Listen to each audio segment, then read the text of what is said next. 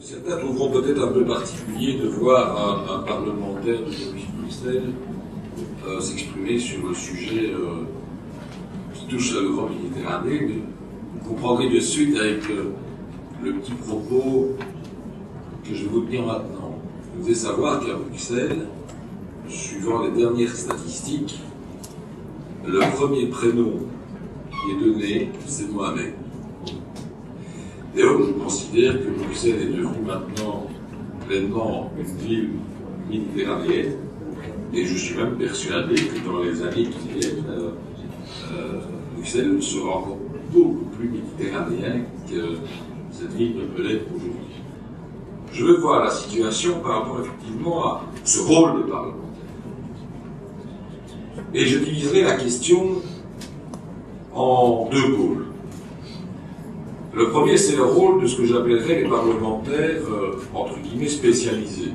Ceux qui siègent dans un certain nombre d'assemblées, que nous le faisons, ce qui est le cas de ce qui nous concerne aujourd'hui au Conseil de l'Europe. Et puis je parlerai, deuxième pôle, de l'ensemble des parlementaires. Parce que je crois que c'est un des points sur lesquels il faut que nous extrêmement attentifs.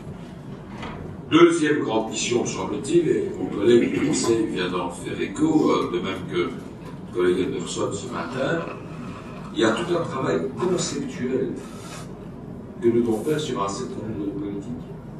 Et je crois que ce travail conceptuel apporte, car il n'est pas gouvernemental. Et le fait de développer convenablement des activités telles que celle-ci, mais aussi ce qui peut être produit par les secrétariats généraux des assemblées parlementaires, interparlementaires, est extrêmement important. C'est une autre sensibilité.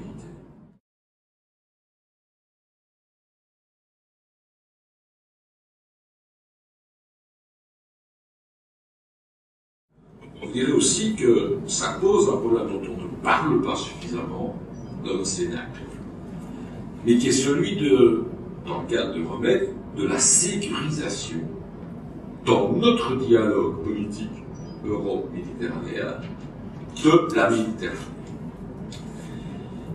La politique européenne de sécurité et de défense doit être également au cœur de la préoccupation européenne. Et je le dis pour deux raisons. La première, c'est que j'estime que c'est à nous à nous en occuper et qu'il ne faut pas nécessairement qu'il y ait le balai des avions de Washington qui règle la situation à notre place. Et la deuxième raison, c'est parce que l'opportunité est là, avec le traité de Lisbonne, de mettre cela dans les priorités. Je suis rapporteur cette année à l'Union de l'Europe occidentale sur la stratégie européenne de sécurité 2008. Cela fera partie de mon rapport présenté à l'UEO en juin prochain. La dimension européenne doit comprendre la relation européenne. Nous ne pouvons pas uniquement nous concentrer sur la relation avec la Russie. Il ne faut pas simplement voir la situation au niveau de l'Irak. Il faut voir la situation par rapport à cette sécurisation méditerranéenne, cette porte ouverte d'ailleurs, concernant la façon dont ensemble, pays européens, pays du bassin méditerranéen, nous pouvons être présents le plus judicieusement possible en Afrique, et je dirais même ensemble. Moi, je pense que renforcer la présence et l'échange vers les parlements nationaux, le fait d'avoir une interface d'information, de documentation et de réponse directe lorsqu'un problème immédiat se pose, on le connaît actuellement en Europe avec le système d'Issolvit, il faudrait peut-être le renforcer par rapport à une disposition telle que celle-là, il faut s'en préoccuper. Et là, je ferai effectivement une deuxième suggestion de recommandation. Tout va être bouleversé, qu'on le veut ou qu'on ne le veuille pas, moi je le souhaite, mais avec la réunion de Paris le 13 juillet prochain. Une nouvelle dimension va exister dans la relation entre l'Europe et la Méditerranée. Et j'ai repris le document qui a été distribué par la France lors du sommet de Bruxelles le 13 du 12 2007. On nous parle des structures. Et parlant des structures, on nous dit qu'il y aura une coprésidence avec un secrétariat léger, que ce sera à 2 ans, renouvelable une fois, que ce secrétariat sera composé d'une vingtaine de personnes venant des États membres du secrétariat général du Conseil de l'Union européenne, de la Commission européenne.